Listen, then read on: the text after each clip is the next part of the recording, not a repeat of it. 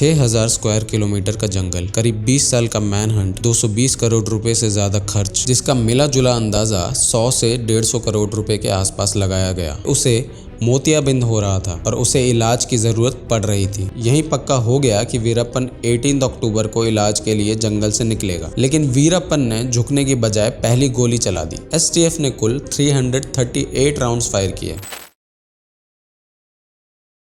18 अक्टूबर 2004 रात 11:15 बजे, पप्परपट्टी, धर्मपुरी। एक खाली सड़क, स्कूल की छत पर एसटीएफ के जवान, नीचे गन्ना भरा ट्रक आधा रास्ता रोके खड़ा है। दूर से एम्बुलेंस की हेडलाइट्स धीरे धीरे पास आ रही हैं। लाउड स्पीकर तैयार है। अगर कुछ भी गड़बड़ हुई तो अगले कुछ ही सेकंड्स में 30 जवान अपनी जान खो सकते हैं। सामने वीरप्पन था, जिस पर 184 लोगों की हत्या का आरोप था, जिसने लगभग 2000 हाथी मारे, जिसने फॉरेस्ट ऑफिसर्स को निशाना बनाया, जिसने राजकुमार जैसे सुपरस्टार को किडनैप किया और जिसने 2 राज्यों की सरकारों को अपने सामने बिठा दिया। 6000 स्क्वायर किलोमीटर का जंगल, करीब 20 साल का मैन हंट, 220 करोड़ रुपए से ज्यादा खर्च, फिर भी टारगेट हर बार बचकर निकल रहा था, क्योंकि ये बंदूकों की लड़ाई नहीं थी। ये मूवमेंट, बॉर्डर्स और इंफॉर्मेशन की लड़ाई थी। हाय, मैं हूं अभिषेक और इस वीडियो में हम वीरप्पन को एक मिथ नहीं बनाएंगे। हम देखेंगे कि वो कैसे रास्ते बदलता था, लोग बदलता था और सिस्टम के गैप्स का फायदा उठाता था, और कैसे आखिर में एक छोटी सी मेडिकल जरूरत ने पूरे ऑपरेशन का रुख बदल दिया।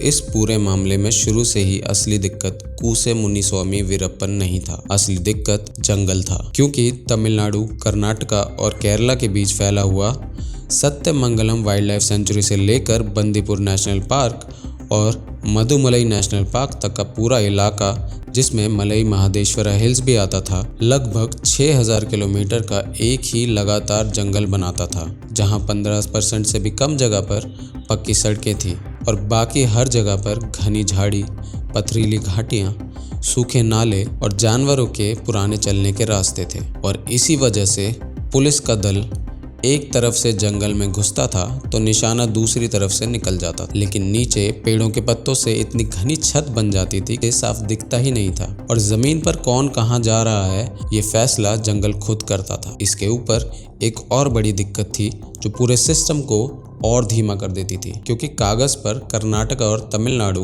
अलग थे, लेकिन जंगल में कोई सीमा नहीं होती, और वीरप्पन इसी बात का पूरा फायदा उठाता था। जहां कर्नाटका पुलिस दबाव डालती थी, वो तमिलनाडु में घुस जाता था। तमिलनाडु एसटीएफ आगे बढ़ती थी तो वो कर्नाटका के जंगल में चला जाता था। हर बार पीछा छूट जाता था, हर बार कानूनी इजाजत और बातचीत में वक्त लगता, और हर बार काम फिर से शुरू करना पड़ता, जिसने उसे हमेशा से निकलने का रास्ता दे रखा था। लेकिन जंगल सिर्फ पेड़ पौधों का नहीं था, ये लोगों का जंगल भी था, क्योंकि इस पूरे इलाके के आसपास लगभग 200 छोटे बड़े गांव थे, जहां सोलिगा जैसे वनवासी लोग और वन्यार कम्युनिटी रहती थी। और यहीं पर वीरप्पन ने धीरे धीरे अपने लोगों का नेटवर्क खड़ा किया, जहां वो सरकार से ज़्यादा पैसे देकर काम करवाता, छोटे झगड़ों में बीच बचाव करता, अनाज देता, सुरक्षा का भरोसा देता, और बदले में जंगल के अंदर होने वाली हर छोटी बड़ी हरकत सबसे पहले उस तक पहुंच जाती। पुलिस जब तक किसी गांव तक पहुंचती, वीरप्पन पहले ही अगला ठिकाना पकड़ चुका होता,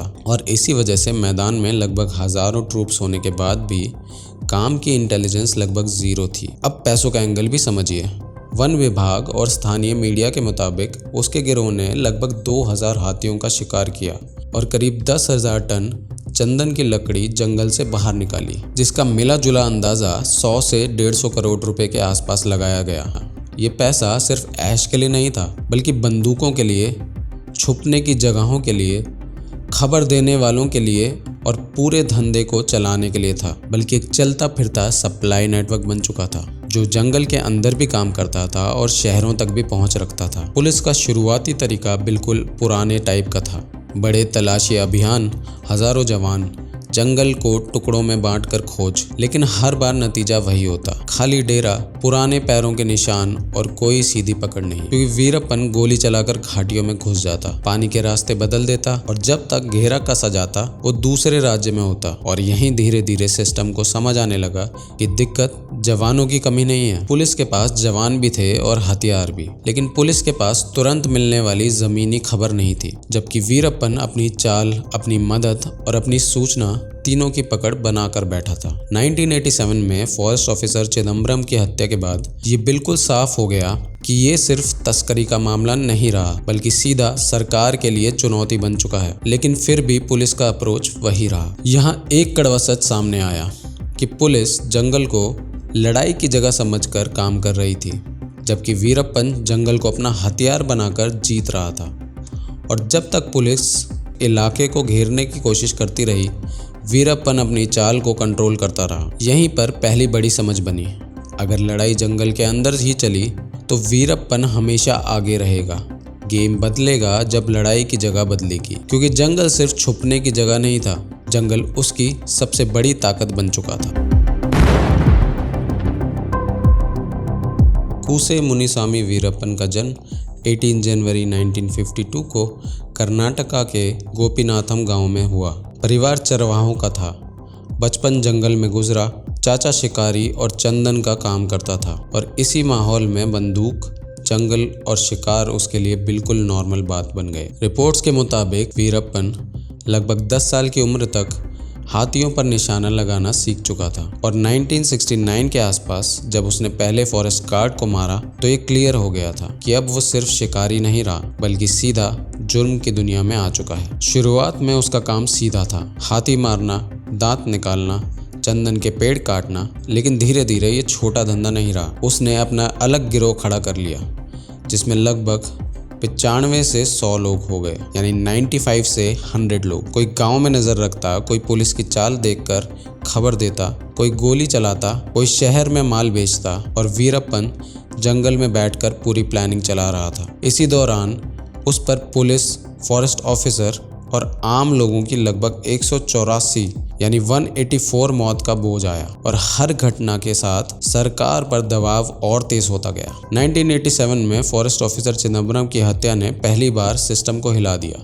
लेकिन असली झटका 9 अप्रैल 1993 को लगा, जब पलार के पास लैंडमाइन धमाके में 22 STF और पुलिस जवान मारे गए। और यहीं से साफ हो गया कि ये आदमी सिर्फ जंगल में छुपा हुआ शिकारी नहीं रहा, बल्कि सोच समझकर पुलिस को निशाना बना रहा है। वो मौके का इंतजार नहीं करता, वो खुद मौका बना रहा था और हर अटैक के बाद अपनी जगह बदलकर फिर से जंगल में घुस जाता था। फिर मई 2000 में उसने कन्नड़ा सिनेमा के सुपरस्टार डॉक्टर राजकुमार को उठा लिया और 108 डेज तक उन्हें बंधक बनाकर रखा। इस एक घटना ने पूरे कर्नाटका को सड़कों पर ला दिया। सरकार पर जबरदस्त दबाव बना, रोज प्रोटेस्ट हुए और तमिलनाडु से लेकर दिल्ली तक बात पहुंच गई। लंबी बातचीत के बाद राजकुमार जिंदा छोड़ दिए गए। सरकार ने ऑफिशियली फिरौती देने से इनकार किया, जो कभी कानूनी तौर पर कंफर्म नहीं हुआ, लेकिन कुछ रीजनल अखबारों ने लिखा कि पैसे दिए गए थे, जो कभी कानूनी तौर पर कंफर्म नहीं हुआ। लेकिन इस पूरे एपिसोड का असली मतलब ये था कि वीरप्पन समझ चुका था कि अब वो सेलिब्रिटी को उठाकर पूरे राज्य को नेगोशिएशन टेबल पर ला सकता है। इसके बाद 25 अगस्त 2002 को उसने पूर्व मंत्री H. नागप्पा का अपहरण किया और जब बात नहीं बनी तो कुछ दिन बाद जंगल में उनकी लाश मिली। और यहीं पर तमिलनाडु और कर्नाटका दोनों को समझ आ गया कि अब ये सिर्फ कानूनी व्यवस्था का केस नहीं रहा, ये लगातार चलने वाली लड़ाई बन चुकी है, जिसमें हर डीले का मतलब ज्यादा मौत होता है। इसी वजह से वीरप्पन पर 5 करोड़ रुपए का इनाम रखा गया, जो उस वक्त देश के सबसे बड़े इनामों में से एक था। लेकिन यहाँ भी असली दिक्कत सिर्फ आदमी नहीं था। दिक्कत ये थी कि हर बार बड़ी घटना के बाद पुलिस तुरंत एक्शन लेती। कभी जंगल में दबाव बढ़ाया जाता, कभी गांव घेरे जाते, कभी सीमा टाइट होती, लेकिन वीरप्पन हर बार पहले से तैयार रहता। उसके लोग हर हरकत बता देते, वो हर ऑपरेशन से पहले जगह बदल लेता। सरकारी दल हमेशा पीछे रहते और वीरप्पन हमेशा एक कदम आगे। इसी दौर में ये बात साफ हो गई कि ये आदमी सिर्फ बंदूक से नहीं जीत रहा था, ये प्लानिंग से जीत रहा था, अपने लोगों के सहारे से जीत रहा था। और जब तक पुलिस सिर्फ बल का इस्तेमाल करती रहेगी, दिमाग से नहीं खेलेगी, तब तक जंगल में बैठा ये आदमी राज्यों को घुमाता रहेगा। अब पुलिस उसका बिजनेस तोड़ने की कोशिश करने लगी, उसके खबरी तोड़ने की कोशिश करने लगी, उसके सहारे तोड़ने की कोशिश करने लगी, क्योंकि तभी जाकर उस आदमी तक पहुंचा जा सकता था। 2001 में तमिलनाडु एसटीएफ की जिम्मेदारी आईपीएस केर विजय कुमार को दी जाती है, जो पहले एसपीजी और बीएसएफ जैसे यूनिट्स में काउंटर इंसर्जेंसी का काम कर चुके थे। और आते ही उन्होंने ये समझ लिया कि वीरप्पन को अगर जंगल में ही पकड़ते रहने की कोशिश चलती रही तो ये पीछा कभी खत्म ही नहीं होगा। इसलिए उन्होंने पूरा तरीका बदल दिया। ज्यादा मैन पावर लगाने की बजाय ज्यादा इंटेलिजेंस इकट्ठा करने पर जोर दिया गया। इसके बाद पुलिस का काम धीरे धीरे शिफ्ट होने लगा। बड़े ग्रुप्स की बजाय छोटी मोबाइल टीम्स बनाई गई, जो हफ्तों जंगल में ही रहती थी। हर गांव, हर व्यापारी, हर कुरियर और हर इलाज से जुड़े व्यक्ति का डिटेल्ड रिकॉर्ड तैयार किया जा रहा था और इम्पोर्टेंट प्लानिंग सिर्फ कुछ ही ऑफिसर तक रखी जा रही थी ताकि बात बाहर ना निकले। इसी दबाव का असर वीरप्पन पर भी पड़ रहा था। उसके करीबी लोग या तो मारे जा रहे थे या पकड़े जा रहे थे। उसका नेटवर्क लगभग 100 लोगों से घटकर 12-13 कोर मेंबर्स तक आ गया था और यही असली बदलाव उसके दिमाग में हो रहा था। पुराने भरोसेमंद साथी खत्म हो चुके थे या जेल में थे। नए लोगों पर उसे पूरा भरोसा नहीं हो रहा था। गांव वाले पहले जैसे साथ नहीं दे रहे थे और वो धीरे धीरे अकेला पड़ता जा रहा था। बार बार जगह बदल रहा था, कम लोगों के साथ रह रहा था और हर छोटी बात पर ज्यादा सतर्क होता जा रहा था। 2004 के बीच तक एसटीएफ के एनालिसिस में एक और बात सामने आ रही थी। वीरप्पन के ऑडियो और वीडियो मैसेजेस को बार बार देखने पर ऑफिसर्स नोटिस कर रहे थे कि वो लिखा हुआ पढ़ते वक्त आंखों को बार बार मल रहा है और ध्यान बनाए नहीं रख पा रहा। बाद में अंदर के लोगों से ये बात कंफर्म होती है कि उसे मोतियाबिंद हो रहा था और उसे इलाज की जरूरत पड़ रही थी। और यहीं पर एसटीएफ को एक सीधी बात समझ आ गई कि जंगल के अंदर वीरप्पन हमेशा फायदे में रहेगा। लेकिन आंखों की दिक्कत ने पहली बार उसे मजबूर कर दिया था मदद लेने के लिए, और यही वो मौका था जहां पुलिस उसे अपनी शर्तों पर ला सकती थी। मतलब जंगल में घेरने का प्लान छोड़कर अब पूरा ध्यान इस पर आ गया था कि वीरप्पन को इलाज के बहाने सड़क तक कैसे लाया जाए।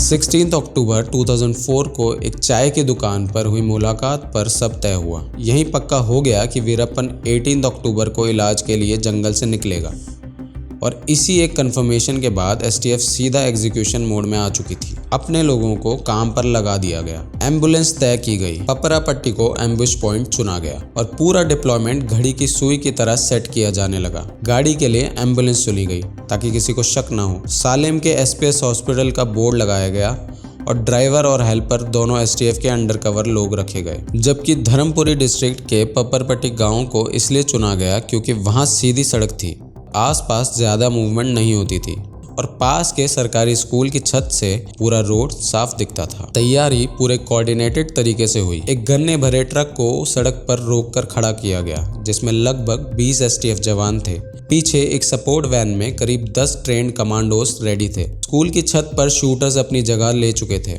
और लगभग 3 किलोमीटर के दायरे में ट्रैफिक संभालने के लिए टीम्स लगा दी गई थी ताकि कोई आम आदमी बीच में ना आए। सिग्नल्स भी सिंपल रखे गए।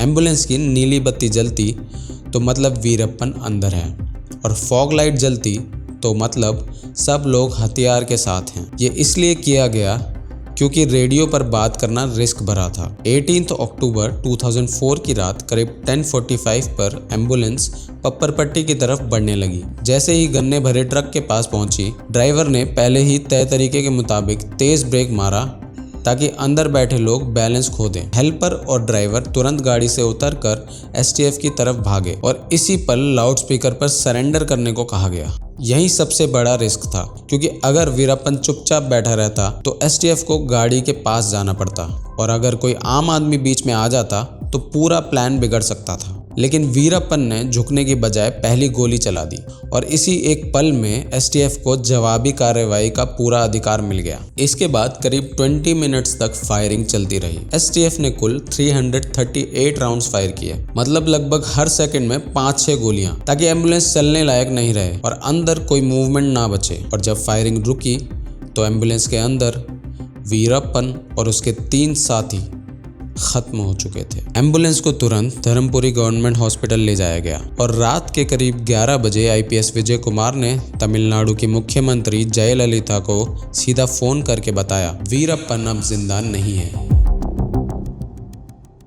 Thank you for watching. This is Abhishek signing off.